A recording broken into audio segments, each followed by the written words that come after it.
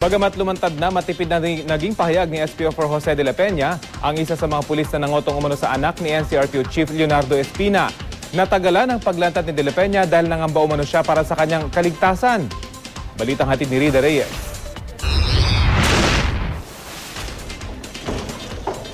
Kalmadong humarap sa media si SPO4 Jose de la Peña pagdating niya sa Quezon City Police District sa Camp Karingal.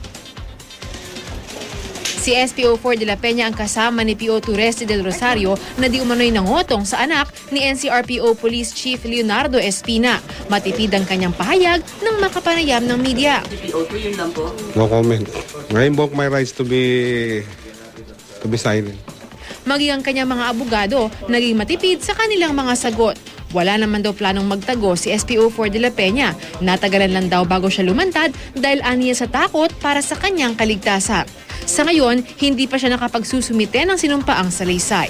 Wala pa naman daw kasi silang natatanggap na formal na reklamo mula sa anak ni Chief Superintendent Espina.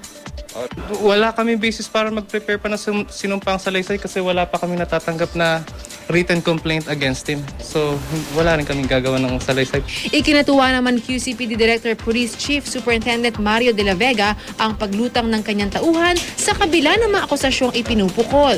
Sang-ayon sa police protocol, isinuko muna ni de la Peña ang kanyang tsapa at service firearm. Mananatili siya ngayon nasa floating status habang gumugulong ang investigasyon. They're not yet suspended. Yung relief order ko sa kanila from Mobile Patrol Unit stands.